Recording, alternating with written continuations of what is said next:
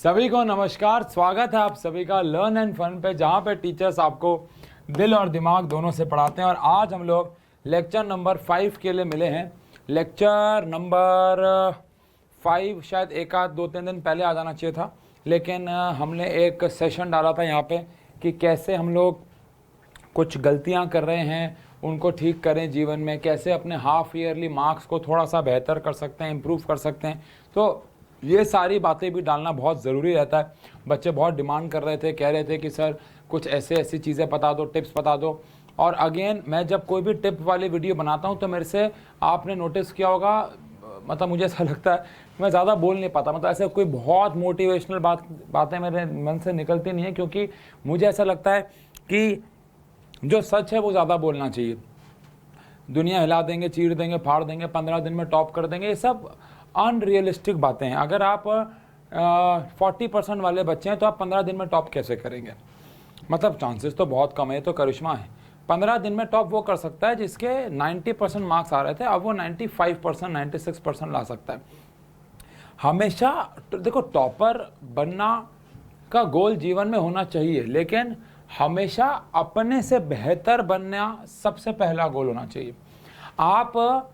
अगर आप ऐसे ड्रीम्स बना लो अपनी लाइफ में कि मैं सीधा दुनिया को हिला दूंगा, तो वो फिर आपको निराश करेगा। हमेशा पहले अपने जीवन में छोटे गोल्स बनाओ। मैं हर बार ऐसा कहता हूँ कि यार छोटे गोल से शुरुआत किया करो। तो उसी के रिगार्डिंग कुछ वहाँ पे वीडियोस थी जिनके ऊपर बात की गई है, आप जाके चेक कर सकते हैं। इसीलिए ये वाला लेक्चर आपके पास हो सकता है थोड़ा लेट आ रहा हो। तो क्लासिफिकेशन ऑफ एलिमेंट्स में आज हमारा लेक्चर नंबर 5 है। लेक्चर नंबर 4 में मुझे याद आ रहा है हम लोगों ने एटॉमिक रेडियस के बारे में बात की थी। और मैं सच बोल रहा हूँ, झूठ नहीं बोल रहा। मैं अपनी तारीफ वैसे ज़्यादा करता नहीं हूँ, मतलब करने तो चाहिए, लेकिन मैंने बहुत सारी वीडियोज़ ना यूट्यूब पर गो थ्रू कर रहा था मैं। एटॉमिक रेडियस के ऊपर ना मुझे वीडियोस मिली नहीं। मतलब क्या होता है मैं आपको समझाता हूँ। ये ना बहुत अंडररेटेड सा टॉपिक है। पढ़ाया है टीचर्स ने, काफ़ी अच्छा भी पढ़ाया है, मैं वो बात नहीं कह रहा हूँ। मैं बात कह रहा हूँ कि बहुत सारी जगहों पे इसके ऊपर वीडियोस नहीं हैं। मैंने आज तक कभी किसी चैनल के बारे में ऐसा कुछ नहीं बोला, मैंने अभी भी बोल रहा हूँ। मैं ये नहीं कह रहा हूँ, मैं ये कह रहा हूँ ये अंडररेटेड टॉपिक है, क्योंकि ना ये एग्जाम में बहुत कम आता है। एटॉमिक रेडियस के ऊपर कैटायन एनायन वाले के ऊपर दबा के क्वेश्चन बनते हैं, लेकिन बाकियों के ऊपर क्वेश्चन थोड़े से कम आते हैं। तो ये बहुत अंडररेटेड सा टॉपिक है, और यही बहुत बड़ा कारण है कि ज़्यादा इस पर ध्यान नहीं दिया जाता है। लेकिन इसके ऊपर अगर आपके बेसिक, चलो ठीक है एग्जाम में नहीं आ रहा, लेकिन अगर आपके एटॉमिक रेडियस के बेसिक वीक हैं, आपको चारों टाइप के रेडियस ढंग से नहीं आते हैं, तो लाइफ में आगे जाके बहुत प्रॉब्लम होगी। ये मैं जानता हूँ, ये मेरे बच्चे जानते हैं, आप भी जानोगे, आपके बच्चे जानेंगे। तो ये बात आप समझे, उसको थोड़ा पक्का कर ले। अगर आपने उसको इग्नोर कर दिया है तो थोड़ा सा ध्यान दें, वो काफ़ी इंपॉर्टेंट लेक्चर था। लेक्चर नंबर 5 शुरू करते हैं। आज भी हमारा एक काफ़ी इंपॉर्टेंट लेक्चर है। आज के लेक्चर में हम लोग एक ही टॉपिक पे मेनली ध्यान देने वाले हैं, विच इज़ आयनाइजेशन एनर्जी। आज का पूरा लेक्चर आयनाइजेशन एनर्जी के ऊपर होगा। अच्छा, एक मैं सलाह लेना चाहूँगा, कमेंट सेक्शन पे आप मुझे ना एक सलाह देना, क्योंकि मैं इसको लेके ब्लैंक हूँ कि मैं पीपीटीज़ कैसी रखूँ। मतलब आप सबको पता है मुझे ब्लैंक पीपीटीज़ रखने का बहुत शौक है। मैं चाहता हूँ मैं सब कुछ हाथ से लिखूँ, क्योंकि मुझे उससे फील आता है। मेरे को वाइट बोर्ड, चौक वाले बोर्ड, उन पे लिखने की आदत है, तो मुझे फील वही आता है। अगर आप कहोगे मेरे पास सबकी पीपीटी भी तैयार है, हमारे पास टाइपिस्ट है, हमारे पास सब कुछ करता है वो, हमारे आप टीम की बाकी सबकी पीपीटीज देख रहे हो, कुछ हद तक पीपीटीज टीचर बनाते हैं, कुछ हद तक लोग हैं जो बना लेते हैं, लेकिन मुझे उसमें फील नहीं आती है। बट आप अब क्या होगा, आयनाइजेशन एनर्जी की परिभाषा लिखी होगी, मैं अंडरलाइन करता रहूँगा, समझाता रहूँगा।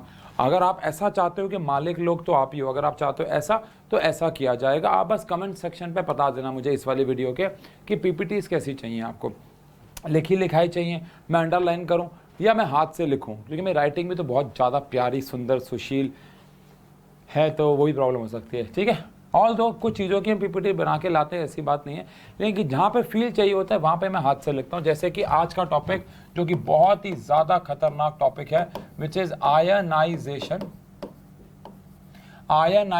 एंथैल्पी, जिसको आप एनर्जी भी कह सकते हो। सबसे पहले लेट मी क्लियर, एंथैल्पी और एनर्जी एक ही बात होती है, बस फ़र्क ये होता है कि एंथैल्पी के अंदर हम एनर्जी निकालते हैं 1 मोल सब्सटेंस की। यानी अगर मैं एनर्जी निकालता हूँ 1 मोल सब्सटेंस की, तो उसको हम लोग एंथैल्पी बोल देते हैं। तो आयनाइजेशन एंथैल्पी क्या होता है, इसको समझते हैं। पहली बात तो एंथैल्पी को देख के घबराओ मत, एंथैल्पी का मतलब एनर्जी ही है, बस 1 मोल सब्सटेंस की है। तो energy required to eject most loosely bounded electron from isolated atom in ground state. अब सबसे पहले ना आप इन तीन शब्दों पे ध्यान मत दो, ग्राउंड स्टेट पे ध्यान मत दो, आइसोलेटेड पे ध्यान मत दो और लूजली बाउंडेड इलेक्ट्रॉन पे ध्यान मत दो। अगर आप इनको हटा दो तो डेफिनेशन बहुत इजी है, परिभाषा है कितनी एनर्जी चाहिए होती है एक एटम में से इलेक्ट्रॉन को निकालने के लिए। अगर मुझे एक एटम में से इलेक्ट्रॉन को निकालना है तो कितनी एनर्जी लगेगी उस एटम में से इलेक्ट्रॉन को निकालने के लिए, इसे कहा जाता है आयनाइजेशन एनर्जी या आयनाइजेशन एंथैल्पी। बहुत सिंपल है, मेरे पास एक एटम है, उस एटम में से मैं इलेक्ट्रॉन को निकालना चाहता हूँ, उस एटम में से मैं इलेक्ट्रॉन को बाहर निकालना चाहता हूँ, तो उस एटम में से अगर मैं इलेक्ट्रॉन को बाहर निकालूंगा तो मुझे कितनी एनर्जी लगेगी, उस एनर्जी को बोलेंगे आयनाइजेशन एनर्जी, पहली बात। लेकिन यहाँ पे कुछ डेफिनेशंस हैं जिनके बगैर इसकी परिभाषा अधूरी है, और वो है मोस्ट लूजली बाउंडेड। अब इसका मतलब क्या है, मान लो सोडियम का एटम है, सोडियम के एटम के पास 11 इलेक्ट्रॉन्स होते हैं। यहाँ पे कौन से इलेक्ट्रॉन की बात हो रही है, जो मोस्ट लूजली बाउंडेड है, मतलब कि जो लास्ट वाला है। सोडियम के पास 11 इलेक्ट्रॉन होते हैं, हम जो इलेक्ट्रॉन निकालने की बात कर रहे हैं वो मोस्ट लूजली बाउंड वाला, मतलब लास्ट वाला इलेक्ट्रॉन है। तो लास्ट वाला मतलब मोस्ट लूजली बाउंडेड इलेक्ट्रॉन निकालने के लिए कितनी एनर्जी लगेगी उसकी बात हो रही है। आप अंदर के इलेक्ट्रॉन निकालने की बात करोगे तो वो अनफेयर हो जाएगा। क्यों? क्योंकि मान लो ये सोडियम है तो ये 2 हो गए, 1 2 3 4 5 6 7 8 हो गया और यहाँ पे 1 हो गया, तो इस वाले इलेक्ट्रॉन की बात हो रही है। अब पहली बात तो अंदर वाले इलेक्ट्रॉन तो आप निकाल भी नहीं सकते जब तक आप बाहर वाला निकालने लोगे, तो इसलिए यहाँ पे आप पहले समझे कि हम बात कर रहे हैं मोस्ट लूजली बाउंडेड इलेक्ट्रॉन की। तो मोस्ट लूजली बाउंडेड इलेक्ट्रॉन को निकालने के लिए कितनी एनर्जी लगेगी, पहली बात तो वो आयनाइजेशन एनर्जी है। दूसरी बात, एटम आइसोलेटेड होना चाहिए। अब आइसोलेटेड का क्या मतलब है, आओ जरा समझें। मतलब इसका मतलब तो आपको पता ही है, आइसोलेट का मतलब अकेला होता है। लेकिन एक क्वेश्चन पूछता हूँ मैं आपसे, क्वेश्चन ये है कि अगर आपको किसी के बारे में जानना है, पहचानना है, तो आप कब ज़्यादा आसानी से अच्छे से जान पाओगे, पहचान पाओगे? पहला, जब वो अपने जीवन में किसी के साथ हो, या दूसरा जब वो अकेला हो? कमेंट सेक्शन आंसर दीजिएगा प्लीज़। टाइम हो रहा है, टाइम स्टैम्प हो रहा है 7 मिनट, लगभग 8 मिनट ही हो गए, 7 मिनट 40 सेकेंड 50 सेकेंड। आंसर दीजिएगा कमेंट सेक्शन पे कि आप मुझे बताइए, अगर आप किसी इंसान को ऑब्जर्व करना चाह रहे हैं, उसके जीवन के बारे में असलियत जानना चाहते हैं कि वो अपने जीवन में असलियत में कैसा है, तो आप कैसे जानोगे? पहला, जब वो किसी ना किसी के साथ बैठा हो, दूसरा जब वो अकेला बैठा हो। तो आंसर है जब वो अकेला बैठा हो, क्योंकि अगर वो किसी ना किसी के साथ बैठा होगा तो वो अपना सही बिहेवियर नहीं देगा, वो उसके इन्फ्लुएंस वाला बिहेवियर दे रहा होगा। मान लो आप अपने टीचर के साथ बैठे हैं तो आपका इन्फ्लुएंस अलग है, आप अपने दोस्तों के साथ बैठे हैं तो अलग है, आप अपने घर वालों के साथ बैठे हैं तो अलग है, आप उसके साथ बैठे हैं, बस बेटा कहाँ चले जाते हो, तो आपका बिहेवियर अलग है। तो कहने का मतलब यह है कि हम जिसके साथ बैठते हैं हमारा बिहेवियर बदल जाता है, और हो सकता है हमारा असली बिहेवियर ना भी हो। हमारा असली बिहेवियर तो वो है जब हम अकेले हैं। जब हम अकेले में किसी को ऑब्जर्व करना है, उसकी खिड़की में झांको अकेले, सही समय पे गलत समय पे नहीं, और झांक के देखो कि वो कैसा बिहेवियर दे रहा है, वो उसका असली बिहेवियर है। समझ रहे हो? ऐसे ही एटम जब दूसरे एटम के साथ बैठे होते हैं तो क्या होता है कि वो कभी अट्रैक्टेड होते हैं, कभी रिपेल हो रहे होते हैं एक दूसरे से, कभी ज़्यादा अट्रैक्शन, कभी कम अट्रैक्शन, कभी रिपल्शन।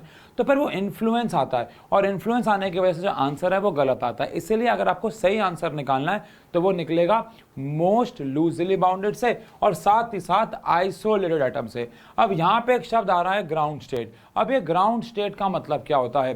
तो अफबाउ प्रिंसिपल के हिसाब से ग्राउंड स्टेट का मतलब होता है कि ऐसा इलेक्ट्रॉन होना चाहिए जो मोस्ट लूजली बाउंडेड हो, और साथ ही साथ में हमारे पास वो ग्राउंड स्टेट में भी बैठा हो। अब याद करेंगे अफबाउ प्रिंसिपल, सेकंड चैप्टर। यहाँ पे ये बहुत इंपॉर्टेंट पॉइंट है। मान लो ये मेरे पास सोडियम है, पहला शेल, दूसरा शेल, तीसरा शेल, ये K है, ये L है, ये M है। यहाँ पे 2 इलेक्ट्रॉन है, ये 8 है, ये 1 है, सोडियम है ना ये। अब मान लो मैं इस इलेक्ट्रॉन को एक्साइट करके यहाँ भेज दूँ, अगर मैं इस इलेक्ट्रॉन को एक्साइट करके यहाँ भेज दूँ तो ये इलेक्ट्रॉन यहाँ कूद जाएगा। अब अगर ये इलेक्ट्रॉन यहाँ कूद जाएगा यानी कि n शेल में कूद जाएगा, तो मैंने इसको एक्साइट कर दिया। पहली बात तो इलेक्ट्रॉन कहाँ होना चाहिए अपनी इलेक्ट्रॉनिक कॉन्फ़िगरेशन से, उसे बोलते हैं ग्राउंड स्टेट, वो यहाँ होना चाहिए, ठीक है, ओके। लेकिन हमने उसे एनर्जी देके एक्साइट करके यहाँ भेज दिया। अब अगर एक्साइट करके वहाँ भेज दिया तो अगर इलेक्ट्रॉन वहाँ बैठा हुआ है, अगर एक इलेक्ट्रॉन यहाँ बैठा हुआ है, इधर बैठा हुआ है, तो ये इसकी असली स्टेट नहीं है, ये न्यूक्लियस से बहुत दूर हो गया है। आप जो अब एनर्जी दे रहे हो वो कम एनर्जी होगी, वो एनर्जी सही एनर्जी नहीं होगी। बात को समझ रहे हो ना? असली एनर्जी कब आएगी? जब वो अपनी ओरिजिनल स्टेट पे बैठा। ओरिजिनल स्टेट को हम लोग ग्राउंड स्टेट बोलते हैं, ग्राउंड स्टेट बोलते हैं। तो ग्राउंड स्टेट पे जब वो बैठा होगा, अपने ओरिजिनल स्टेट पे बैठा होगा, वो एक्चुअल एनर्जी है, वो असली एनर्जी है, उसको हम लोग आयनाइजेशन एनर्जी बोलते हैं। तो ये 3 शब्द हैं जिन पे बहुत कम बात की जाती है, लेकिन इसकी डेफिनेशन को समझने में हम 1 मिनट भी लगा सकते थे, लेकिन 4-5 मिनट लगा रहे हैं। रीज़न भी क्योंकि डेफिनेशन स्ट्रॉन्ग नहीं करोगे तो आगे कंसेप्ट समझ नहीं आएंगे। तो असली आयनाइजेशन एनर्जी कब निकलेगी? जब आप लास्ट वाला मोस्ट लूजली बाउंडेड इलेक्ट्रॉन निकालोगे, आइसोलेटेड एटम यानी ऐसा एटम होगा जो अकेला होगा, एंड ग्राउंड स्टेट पे होगा। ग्राउंड स्टेट का मतलब है वो अफबाउ प्रिंसिपल के हिसाब से जो कॉन्फ़िगरेशन में होना चाहिए वही होगा। ठीक है जी, ठीक है, ओके। तो ये तो हो गया आयनाइजेशन एंथैल्पी। अब आयनाइजेशन एंथैल्पी को हम IE से रिप्रेजेंट करते हैं।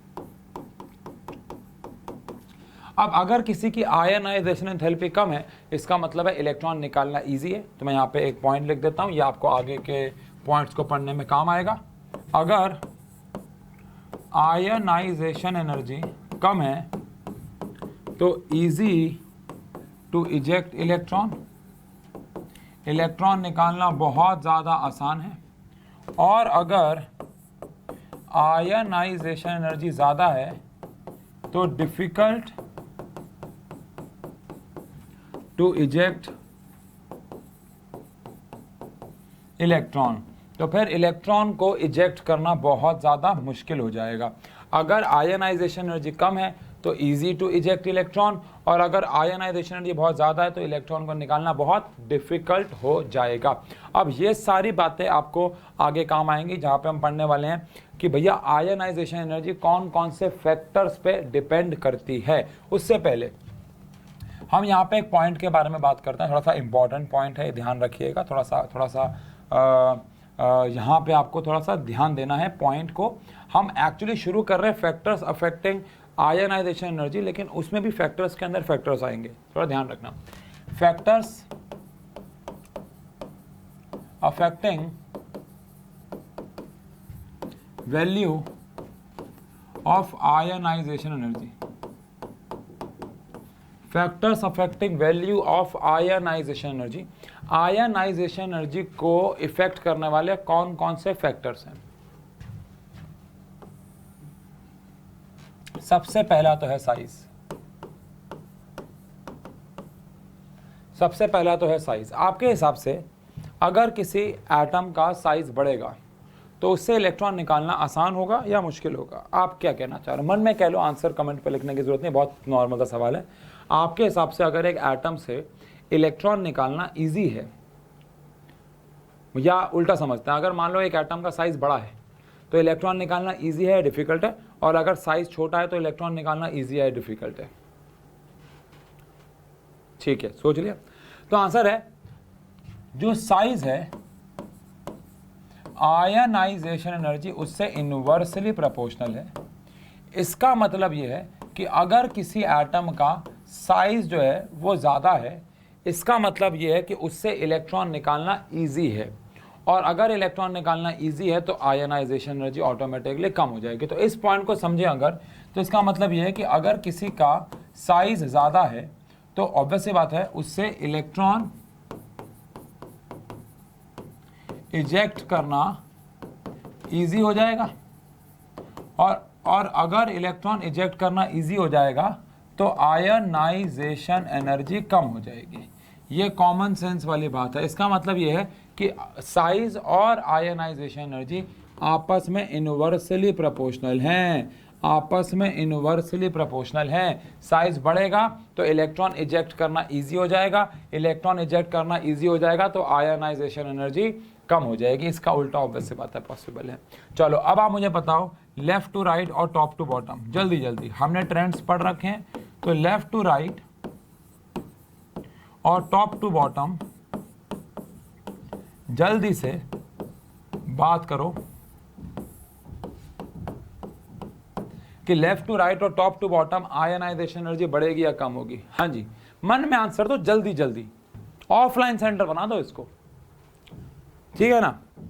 वैसे आज बहुत दिनों बाद एक फैक्ट बता रहा हूँ छोटा सा, बहुत दिनों बाद आपको शायद देखने लग रहा हो, पहली बात तो मैंने टी शर्ट बहुत ढीली पहन रखी है आज, ये मैंने उशांक सर की पहन रखी है। एक्चुअली मैं आज कहीं था, बच्चों के एग्ज़ाम शुरू हो गए ना, सितंबर चल रहे हैं, तो मैं अपने ऑफलाइन सेंटर में सुबह से था, आज एक्स्ट्रा क्लासेस चल रही थी।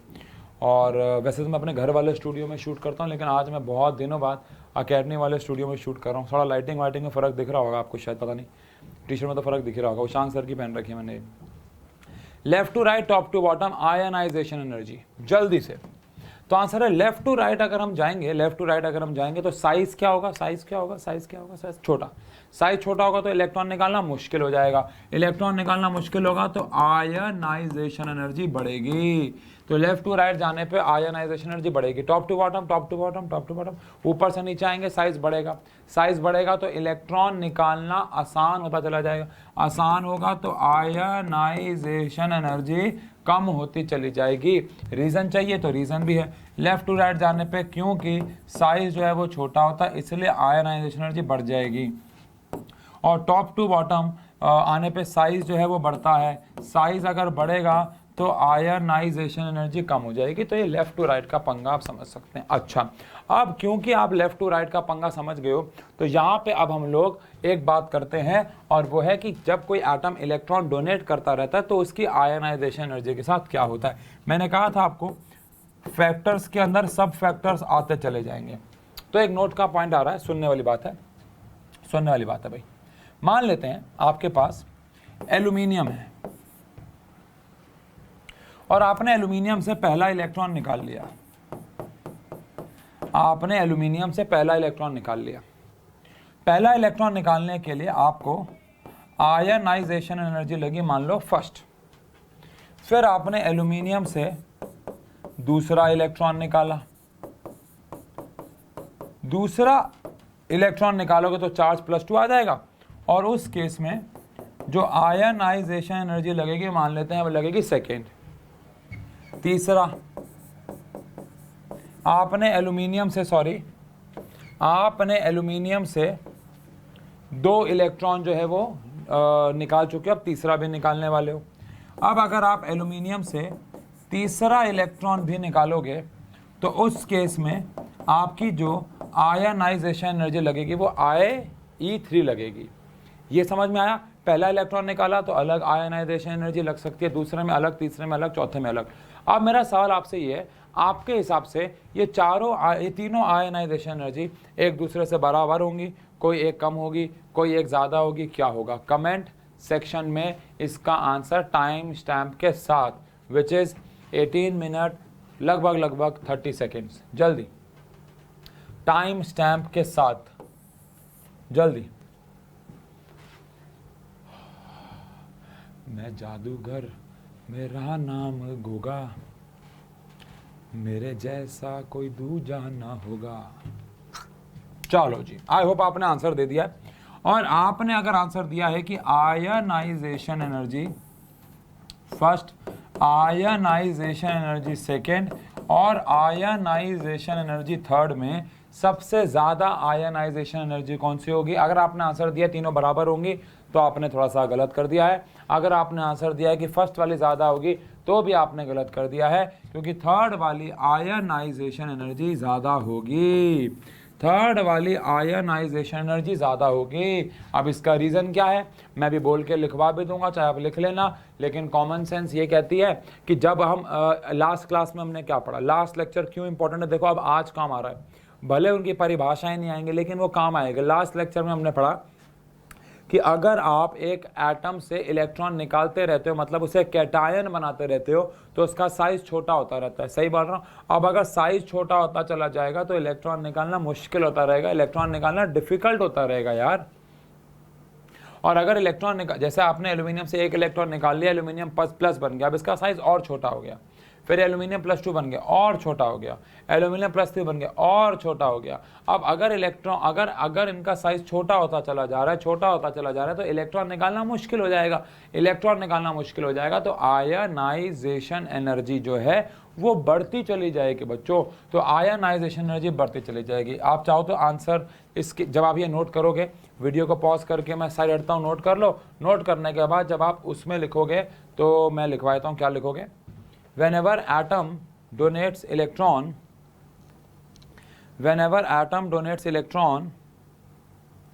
its size decreases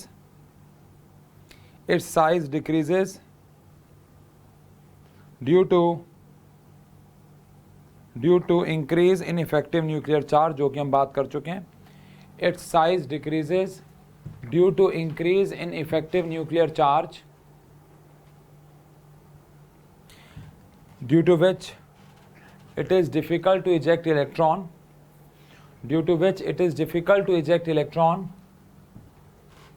and hence ionization energy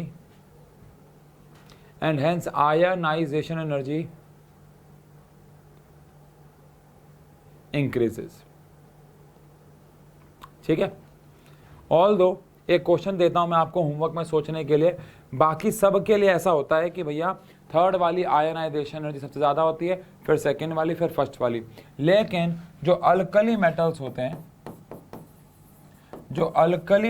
होते हैं, एंड जो 15th ग्रुप के एलिमेंट्स होते हैं, उनमें फर्स्ट वाली आयनाइजेशन एनर्जी ज़्यादा होती है सेकेंड से। ये एक्सेप्शनल केस है। लेकिन क्यों है भाई साहब? एक्सेप्शनल केस का ना रीज़न होता है। एक्सेप्शनल केस को ना कुछ वेब सीरीज़ ने बहुत बदनाम कर दिया है। वेब सीरीज़ बहुत अच्छी है, कमाल की, आई रिस्पेक्ट, लेकिन उनमें कुछ चीज़, चलो ठीक है वो तो मजाक होता है, ऐसे एक थॉट होता है, मैं इसकी वेब सीरीज़ की बात नहीं कर रहा हूँ। लेकिन मैं कह रहा हूँ वेब सीरीज़ को देख के बच्चे कभी कभार कुछ गलत समझ लेते हैं, और वो समझ लेते हैं केमिस्ट्री तो एक्सेप्शन है। अरे भाई लेकिन एक्सेप्शन का कारण भी तो है, एक्सेप्शन का कोई रीज़न भी तो है ना, वहाँ पे कारण है। अगर देखो यार, मजा कब आए? जब हमारे को एक्सेप्शन बोल रहे हैं और पढ़ा नहीं रहे कि क्यों है, तो गलत बात है। फिर तो भैया किसी भी बात पे एक्सेप्शन बोल देंगे, लेकिन किसी भी बात पे नहीं बोल रहे ना, कारण है। इसका कारण आपको सोचना है, दिमाग लगाना है कि मैं ऊपर कह रहा हूँ कि सब में थर्ड वाली ज़्यादा है, फिर सेकेंड वाली, फिर फर्स्ट वाली है, लेकिन अल्कली मेटल्स में, और सॉरी अल्कली मेटल नहीं, sorry alkali earth metal, sorry alkali metal नहीं, alkali earth metal, alkali earth metals में फर्स्ट वाली ज़्यादा और सेकंड वाली कम है। अब ये क्यों हो रहा है, ये आपको सोचना है। कूल है? तो पहला फैक्टर हमने पढ़ा जो आयनाइजेशन एनर्जी को अफेक्ट करता है, और वो है साइज। दूसरा फैक्टर जो आयनाइजेशन एनर्जी को अफेक्ट करता है वो आता है इलेक्ट्रॉनिक कॉन्फ़िगरेशन, या आप कह लो वैलेंसी या मेटल्स या नॉन मेटल्स के बारे में, सब एक ही में आ जाएगा, इलेक्ट्रॉनिक कॉन्फ़िगरेशन में। अब इलेक्ट्रॉनिक कॉन्फ़िगरेशन, और कहीं ना कहीं मैं आज जो आपको समझा रहा हूँ उसका आंसर इस क्वेश्चन का आंसर भी उसी में छुपा हुआ है। जो मैं आपको सेकंड बात समझाने जा रहा हूँ उसका आंसर भी इसी में छुपा हुआ है कहीं ना कहीं। सुनने वाली बात है। इलेक्ट्रॉनिक कॉन्फ़िगरेशन जो है वो कैसे डिटरमाइन करती है आयनाइजेशन एनर्जी को? तो सबसे पहली बात तो हम सब जानते हैं कि हाफ फिल्ड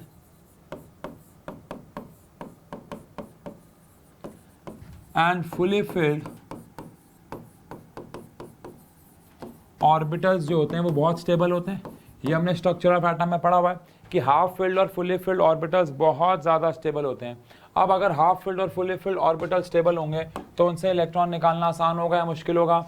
उनसे इलेक्ट्रॉन निकालना मुश्किल हो जाएगा। और हाफ फिल्ड और फुली फिल्ड ऑर्बिटल्स के लिए अगर इलेक्ट्रॉन निकालना मुश्किल हो जाएगा तो आयनाइजेशन एनर्जी बढ़ जाएगी। अगर हाफ फिल्ड और फुली फिल्ड से इलेक्ट्रॉन निकालना मुश्किल होता है क्योंकि वो स्टेबल होते हैं, तो उसके लिए आपको ज़्यादा एनर्जी प्रोवाइड करनी पड़ेगी। ज़्यादा एनर्जी प्रोवाइड करोगे तो ऑटोमेटिकली आयनाइजेशन एनर्जी जो है वो बढ़ती चली जाएगी, आयनाइजेशन एनर्जी इंक्रीज हो जाएगी। ठीक है जी, कूल है। इसके बाद अगर हम लोग बात करें मेटल्स, यानी कि जिनकी वैलेंसी पॉजिटिव है, यानी कि जो इलेक्ट्रॉन देते हैं, और वहीं पर अगर हम लोग बात करें नॉन मेटल्स, जिनकी वैलेंसी नेगेटिव होती है, जो इलेक्ट्रॉन लेते हैं, और वहीं पे अगर हम बात करें नोबल गैसेस, जिनकी वैलेंसी ज़ीरो होती है, उनके लिए अगर मैं आपको गैस करने के लिए बोलूं कि आप गैस करके बताओ कि मेटल्स, नॉन मेटल्स और नोबल गैसेस की आयनाइजेशन एनर्जी के बारे में आपका क्या कहना है। 1 मिनट ले लो, चलो ज़्यादा है क्या 1 मिनट? 1 मिनट ले लो, गैस कर लो, कोई जल्दबाजी नहीं है। माइक भी ऑफ कर देता हूँ, डिस्टर्बेंस ही ना हो कोई आपको। आराम से ठंडे दिमाग से सोचो।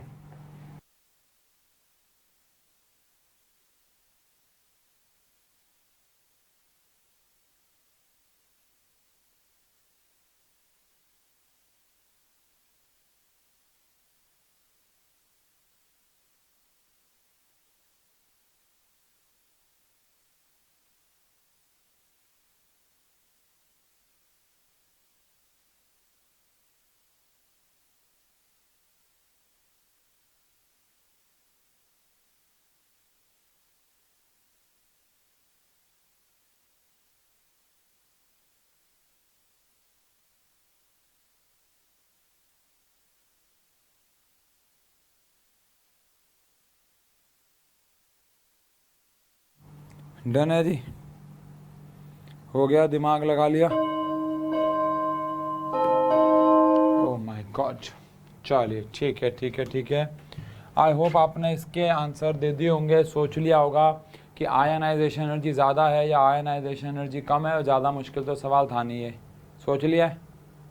बोलो, गलत नहीं होना चाहिए एक भी। पूरी वीडियो दोबारा देखोगे, कसम खा लो, खाओ अभी खाओ इस वक्त। अगर इसमें से कोई भी आंसर आपका गलत हुआ, पूरी वीडियो दोबारा देखोगे तुम। यार अपने आप से ना कसमें खाई हुई फॉलो करनी चाहिए। अपने आप से खाई हुई कसमें फॉलो नहीं कर रहे तो फिर फ़ायदा क्या? फिर तो जीवन में क्या ही करोगे आप? ना ना ना ना। तो मेटल्स जिनकी वैलेंसी क्या होती है? पॉजिटिव। अब अगर उनकी वैलेंसी पॉजिटिव होती है तो ये आसानी से इलेक्ट्रॉन्स देना चाहेंगे। इलेक्ट्रॉन्स देना चाहेंगे तो आयनाइजेशन एनर्जी इनकी कम होगी। क्यों कम होगी? लेस होगी। क्यों लेस होगी? क्योंकि ये मेटल्स हैं। मेटल से इलेक्ट्रॉन निकालना बहुत ज़्यादा इजी होता है, ये तो बल्कि खुद ही दे देते हैं। अब अगेन ऑब्वियस सी बात है, मेटल्स में भी किसी के लिए कम है तो किसी के लिए ज़्यादा है, ये तो कॉमन सेंस की बात है। लेकिन अगर हम ओवरऑल मेटल्स को नॉन मेटल से कंपेयर कर रहे हैं तो आयनाइजेशन एनर्जी मेटल्स की हमेशा आपको कम मिलेगी, और आयनाइजेशन एनर्जी हमेशा ज़्यादा मिलेगी आपको नॉन मेटल्स की। क्योंकि नॉन मेटल्स अक्सर इलेक्ट्रॉन, अक्सर क्या, जनरली सारे नॉन मेटल्स इलेक्ट्रॉन लेना पसंद करते हैं या शेयर देते तो बहुत कम नॉन मेटल्स हैं, वो भी एक्सट्रीम कंडीशंस हैं। एक्सट्रीम कंडीशंस मतलब सुपर एक्सट्रीम कंडीशंस होंगी तो आप नॉन मेटल से इलेक्ट्रॉन निकाल सकते हो, अदरवाइज इलेक्ट्रॉन तो ये देंगे ही नहीं। तो एज अ रिजल्ट आपको समझना है कि ये जो नॉन मेटल्स होते हैं इनकी आयनाइजेशन एनर्जी बहुत ज़्यादा, इनसे इलेक्ट्रॉन निकालना मुश्किल नहीं, नहीं नहीं नहीं, नहीं नामुमकिन नहीं, बहुत मुश्किल है। अब अगर बात करें नोबल गैसेस की, तो नोबल गैसेस जिनकी वैलेंसी हमारे पास ज़ीरो होती है, उनसे इलेक्ट्रॉन जो निकालना है वो बहुत, मतलब अब यहाँ आप ऐसा कह सकते हो इम्पॉसिबल। ऑल दो ज़ीनॉन, मैंने आपको शायद बताया था कि ऐसे हमारी गलत फहमी है कि नोबल गैसेस के कंपाउंड नहीं बनते। कई लोग ऐसा बोलते हैं कि नोबल गैसेस के कंपाउंड नहीं होते। नहीं नहीं नहीं, नोबल गैसेस के कंपाउंड होते हैं। एन बार्टलेट जी, महान एक साइंटिस्ट, उन्होंने पता लगाया था, उन्होंने देखा था कि इनके भी कंपाउंड्स होते हैं, नोबल गैसेस भी कंपाउंड्स फॉर्म करती हैं। ज़ीनॉन के उन्होंने कंपाउंड बनाए थे। बट स्टिल यार, नोबल गैसेस बाकी के तो कंपाउंड्स है ही नहीं, एक आध को छोड़ के। तो इसलिए, और जो ज़ीनॉन है उसकी भी बनाना ऐसे नहीं आप घर पे बना लोगे, बहुत ज़्यादा एनर्जी चाहिए उनसे इलेक्ट्रॉन निकालने के लिए। तो आयनाइजेशन एनर्जी जो है वो वेरी वेरी वेरी हाई है। आयनाइजेशन एनर्जी भाई कुछ ज़्यादा ही हाई है, बहुत ज़्यादा हाई है। थोड़ा सा मैं ड्रंक, थोड़ा सा मैं हाई, वो वाला हाई है ये। मतलब नहीं, बहुत ज़्यादा हाई आयनाइजेशन एनर्जी होती है नोबल गैसेस की। इनसे इलेक्ट्रॉन निकालना मुश्किल नहीं, बहुत ज़्यादा मुश्किल है। इनसे मुश्किल है, इनसे आसान है, इसलिए आयनाइजेशन एनर्जी ज़्यादा है। तो यहाँ पे आयनाइजेशन एनर्जी एक नया टॉपिक है, इसको अपने रग रग में बसाना है, ठीक है। एक्चुअली आज का जो मैं लेक्चर रख रहा हूँ बहुत छोटा रख रहा हूँ, उसका एक कारण है। कारण ये मैंने आपको बताया, आई होप आप लोग भी मैनेज करेंगे हमारे साथ कि मेरी अभी बस जस्ट क्लास, मैंने बहुत मुश्किल से यहाँ पे ना, आगे मैं एहसान नहीं कर रहा हूँ, मैंने बहुत मुश्किल टाइम निकाला यहाँ। और अभी मेरी ऑफलाइन क्लासेस हैं काफ़ी सारी आज, क्योंकि बच्चों के पेपर भी हैं, आपके भी पेपर होंगे। लेकिन अगला लेक्चर मैं प्रॉमिस करता हूँ कि मैं बढ़ा लूँगा थोड़ा सा, और इस लेक्चर की कमी पूरी कर दूँगा, ठीक है जी। और वहाँ पर हम आयनाइजेशन के बाकी सारे फैक्टर्स और सबसे इम्पॉर्टेंट बात इलेक्ट्रॉन गेन एंथैल्पी को शुरू भी कर लेंगे। बस हो सकता है अगले लेक्चर में, अगर हम अगला लेक्चर मान लो 1 घंटे का ले लेते हैं, तो हम अगले लेक्चर में इस चैप्टर को ख़त्म कर देंगे, ठीक है बच्चों। तो एक लेक्चर और हमें चाहिए होगा, थोड़ा सा बड़ा ले लेंगे, लेकिन चैप्टर ख़त्म करेंगे। और मिलते हैं अगली क्लास में। एक बहुत इंटरेस्टिंग कहानी सुनेंगे आयनाइजेशन एनर्जी को समझने के लिए। एक लड़की को मॉल में छेड़ा जाएगा और कैसे हम उसको बचाएंगे, इससे रिलेटेड हमारी आयनाइजेशन एनर्जी पे टॉपिक आएगा। मिलते हैं एक लेक्चर में। थैंक यू सो मच, बहुत बहुत शुक्रिया, थैंक यू।